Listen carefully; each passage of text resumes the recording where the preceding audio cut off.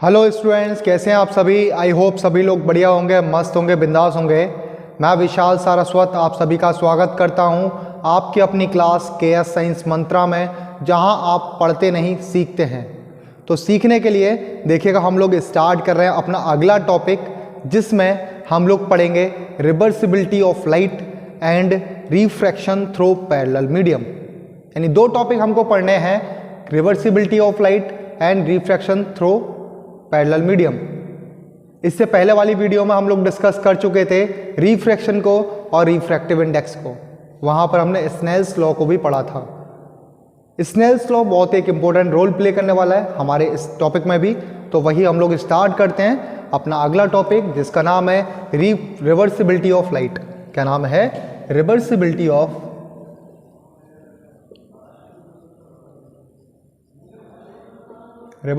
Of light. चलिएगा देखते हैं इसमें क्या होना है। बात को समझिएगा, ये हमारे पास में कोई एक सरफेस फर्स्ट मीडियम का और सेकंड मीडियम का इंटरफेस है। फर्स्ट और सेकंड मीडियम का इंटरफेस यहां पर देखते हैं। अगर हमने ये हमारा नॉर्मल हमने पहले से ड्रॉ कर लिया है, ये नॉर्मल एन डैश। कोई एक लाइट रे इंसिडेंट हुई, ये हो गई इंसिडेंट रे, लिख देते हैं इंसिडेंट रे। नॉर्मल और इंसिडेंट एंगल के बीच में एंगल आई। चलते हैं आगे। ये लाइट रे सीधी निकलनी चाहिए थी, लेकिन रिफ्रैक्शन के कारण ये सीधी नहीं निकलेगी। मान लेते हैं ये अवे फ्रॉम द नॉर्मल होती है, आप लोग टुवर्ड द नॉर्मल भी कर सकते हैं। यहां पर हमने एक प्लेन मिरर लगा रखा है। प्लेन मिरर की वजह से ये लाइट क्या करेगी बेटा, दोबारा उसी पाथ को फॉलो करते हुए वापस सेम मीडियम में लौट जाएगी। ये एंगल कितना हो गया हमारे पास में? आर हो गया सर। इसके बाद हमें क्या करना होता है, हम लोग लगाएंगे रिफ्रैक्टिव इंडेक्स का फॉर्मूला, यानी कि स्नेल्स लॉ। क्या लगाएंगे? Snell's law. स्नेल्स लॉ लगाते हैं फटाफट से। Snell's law. स्नेल लॉ क्या कहता है बेटा? 1μ2 refractive index of first medium with respect to second. ये हमारे पास में कितना हो जाएगा?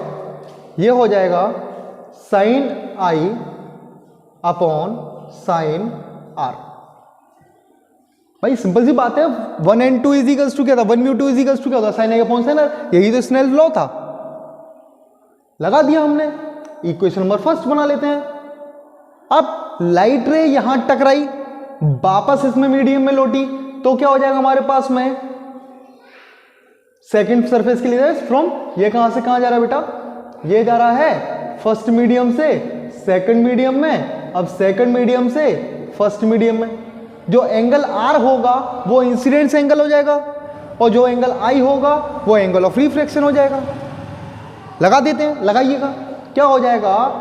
2μ1 is equals to sine r incidence angle हो गया, upon sine i refraction angle हो गया। क्लियर है? इससे बना लेते हैं इक्वेशन नंबर सेकंड। क्या करें? क्या?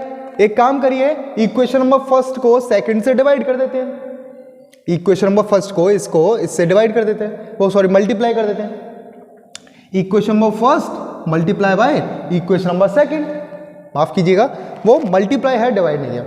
प्रोडक्ट करना है, कर दीजिए प्रोडक्ट। क्या हो जाएगा? 1μ2 multiply by 2μ1 is equals to sine i upon sine r multiply by क्या हो जाएगा बेटा? Sine r upon sine i. यहां आई से आई कैंसिल आउट हुआ, आर से आर कैंसिल आउट हुआ, वैल्यू बचा 1। तो क्या हो जाएगा हमारे पास में? हमारे पास में इक्वेशन बनेगा, क्या बनेगा यहां देखते हैं। 1μ2 multiply by 2μ1 is equals to 1। 1μ2 is equals to कितना हो जाएगा बेटा? 1 अपॉन 2μ1। ये हमारे पास में आएगा रिवर्सिबिलिटी ऑफ लाइट का। इसका मतलब क्या है कि रेसिप्रोकल होता है, जस्ट उल्टा हो जाता है। क्या हो जाता है? जस्ट उल्टा हो जाता है। हम लोग इसका प्रूफ देखें, हमारा जो इक्वेशन हमारे पास में ये जो रिलेशन बना है वो रिलेशन सही है या गलत है। इस रिलेशन को देखते हैं। तो इस रिलेशन में आप देखिएगा हमारे पास में 1 μ2 की वैल्यू कितनी होगी, 1 μ2 इज इक्वल्स टू बेटा μ2 upon μ1 is equals to 1 upon, इसकी वैल्यू कितनी होगी बेटा μ1 अपॉन μ2, μ2 ऊपर जाएगा कितना हो जाएगा बेटा μ2 upon μ1 is equals to μ2 upon μ1। इसका मतलब हमारा जो ऊपर वाला रिलेशन था वो हमारे पास में कैसा है बेटा, बिल्कुल सही है, यानी दिस रिलेशन इज ट्रू। ये था हमारे पास में क्या, रिवर्सिबिलिटी ऑफ लाइट, यानी एक लाइट रे को आना है, टक से आई दूसरे मीडियम में गई, यहां प्लेन सरफेस से टकराई, टक से वापस अपने पहले मीडियम में आ गई। सिंपल सी बात है, आना है, रिफ्लेक्शन कराना है, टकराना है, वापस लौट जाना है, जिस एंगल से आई थी उसी एंगल से वापस भी लौट जाएगी। यही तो है रिवर्सिबिलिटी ऑफ लाइट, रिवर्स होना, वापस जाना, रिवर्स, जैसे आए थे वैसे जाना, वही तो है रिवर्स। तो बात समझ में आ गया होगा बहुत अच्छे से। आई होप इसमें कोई भी डाउट नहीं होना चाहिए। हम लोग अपना अगला टॉपिक पढ़ते हैं और अगले टॉपिक में हमारे पास में क्या आएगा, अगले टॉपिक में हमारे पास में क्या आएगा बेटा, हमारे पास में आएगा रिफ्रैक्शन थ्रू पैरेलल मीडियम। क्या आएगा, रिफ्रैक्शन थ्रू पैरेलल मीडियम, उसको भी डिस्कस करते हैं फटाफट से। वो भी छोटा सा ऐसे ही आएगा, सेम है। कैसे आएगा, ऐसे ही आना है, सेम है, थोड़ा थोड़ा सा डिफरेंस है बस। क्या है, थोड़ा सा डिफरेंस है बस। क्या डिफरेंस है देखते हैं। क्या है, रिफ्रैक्शन थ्रू पैरेलल मीडियम। क्या है, रिफ्रैक्शन थ्रू पैरेलल मीडियम। देखते हैं रिफ्रैक्शन थ्रू पैरेलल मीडियम को। तो इसका मतलब क्या होता है, कई सारे पैरेलल मीडियम्स हैं, वहां से हमें रिफ्रैक्शन कराना है, और वो रिफ्रैक्शन किस किस तरीके से होगा, वहां पर हमें रिफ्रैक्टिव इंडेक्स निकालना है, तो कैसे निकालेंगे, वही बात करनी है। यानी कई सारे मीडियम्स हमने ले लिए, उन मीडियम्स में हमें डिसाइड करना है कि उनमें, जैसे मान लीजिए लास्ट वाले का और पहले वाले का निकालना है, यानी लास्ट में थर्ड वाले का, मैं 3 मीडियम लेंगे, थर्ड वाले का और फर्स्ट वाले का निकालना है, तो कैसे निकालेंगे, चलिए हम लोग बात करते हैं यहाँ पर। तो कितने मीडियम थे हमारे पास में, 3 मीडियम, 1 2 3। ये मान लीजिए एयर है, ये वाटर है और ये ग्लास है। इसका रिफ्रैक्टिव इंडेक्स म्यू ए, इसका रिफ्रैक्टिव इंडेक्स म्यू डब्ल्यू, इसका रिफ्रैक्टिव इंडेक्स म्यू जी।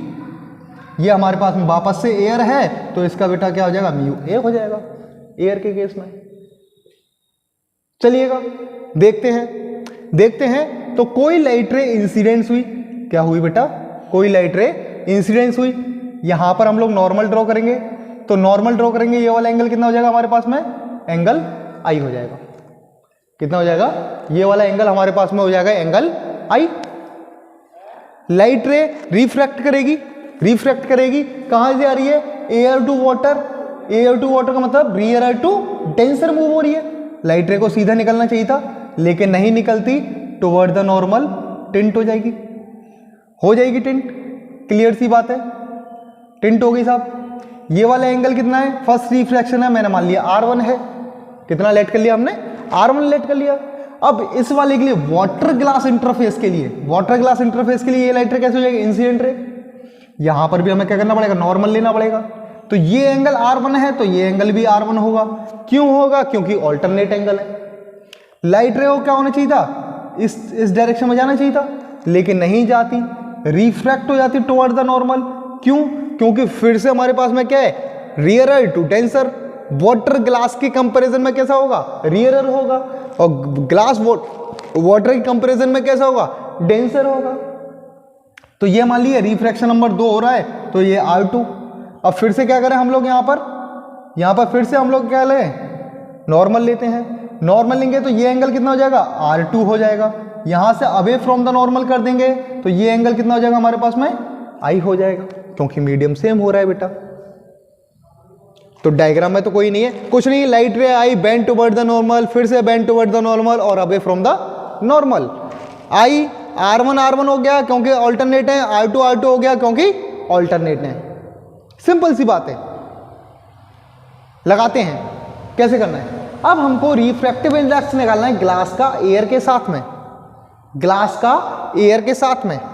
तो कैसे करेंगे बेटा, देखते हैं। सबसे पहले लाइट रे कहां जा रही है बेटा, एयर टू वाटर जा रही है। क्या जा रही है बेटा, एयर टू वाटर जा रही है। तो क्या हो जाएगा, ए म्यू डब्ल्यू is equals to sine i upon sine R1। Equation number first बना लिया। यही तो होगा स्नेल्स लॉ से, a mu two sorry 1 mu two is equals to sine i upon sine r. देखें अब कहां जा रही है बेटा, वाटर से, दूसरे केस में कहां जा रही है, वाटर से ग्लास में जा रही है। कहां जा रही है, वाटर से ग्लास में जा रही है। पहले केस में ये हो गया, दूसरे केस में वाटर से ग्लास में पहुंच गई। वाटर से ग्लास में पहुंचेगी तो क्या हो जाएगा बेटा, water mu glass is equals to sine R1 upon sine R2। भैया R1 ये रहा, R2 ये रहा, हो तो गया।